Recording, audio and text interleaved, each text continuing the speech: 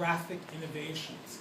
Unlike the trend to do large, clunky, vertical headlamps, we wanted everything to be streamlined and sleek and sensual.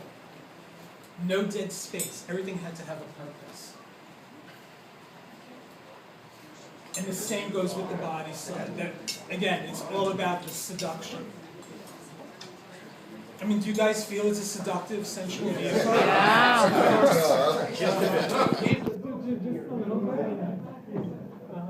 I mean, who doesn't want to feel seductive and sensual? You know, something that I joke around with my friends on is when they see the vehicle, I want them to touch it and caress it the way that they would to their significant other. Because I mean, that's what a consumer, you know, looks to us. They want more. A question was that an initial design by Brady?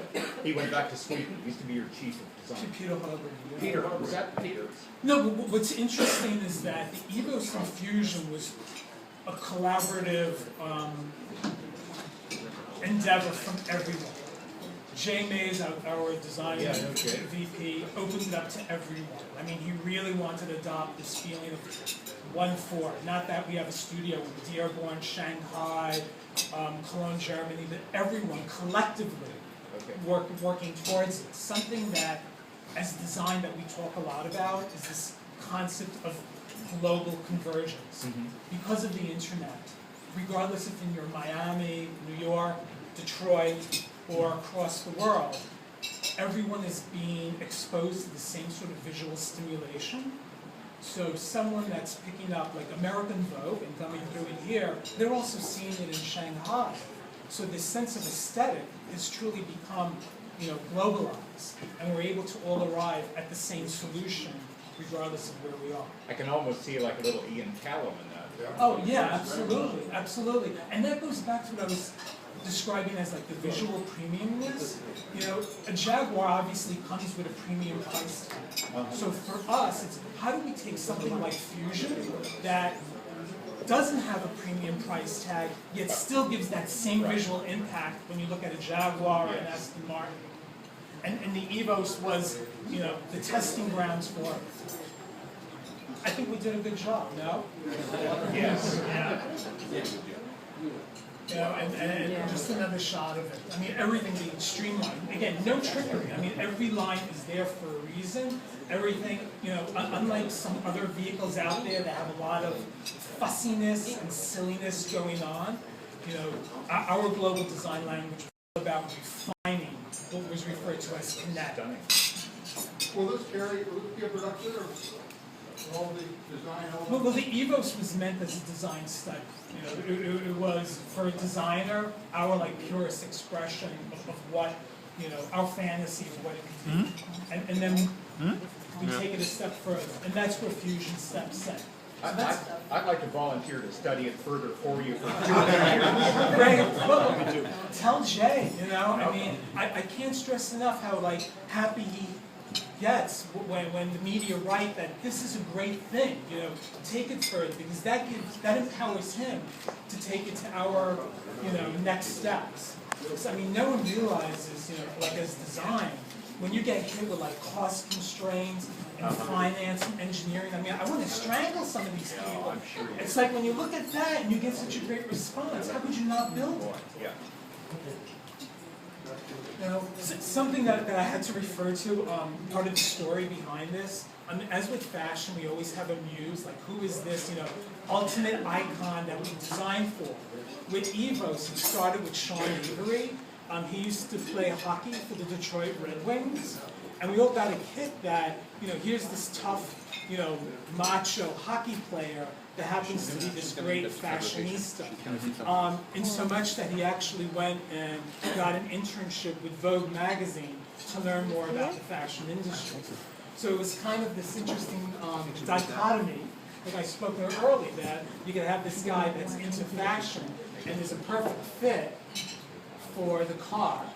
So we sort of photoshopped them in to see if it works, and we think it did. So all that leading to the Fusion, and this is where I go back to Kate Lanfear. Kate Lanfear is the style director at Elle magazine.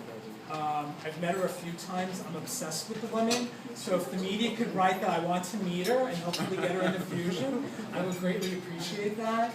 And from the colors that she wears, or in most cases the lack of colors, she's always in black, but her textures, a mix of metals and leather, spoke exactly to the aesthetic that I wanted to develop for the interior of Fusion.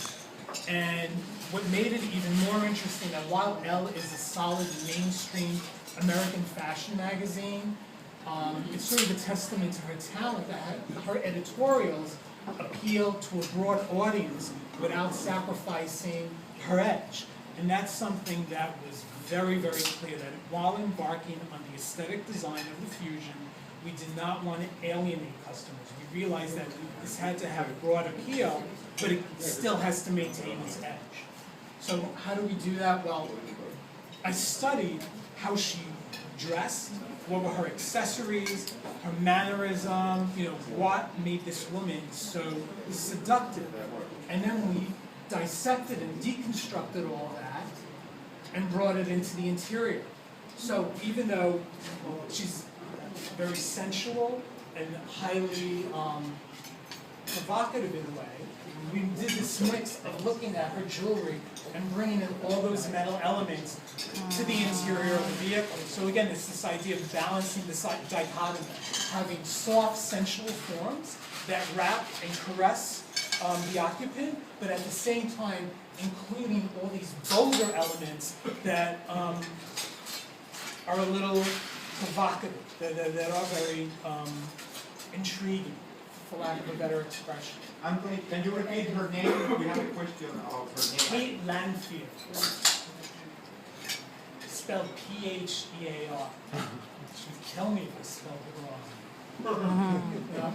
And we continue that idea throughout the interior, and so that every place where you touch, be it your elbow, your arm, is soft and sensual, but then everything you look at could be very stark, very bold, very powerful.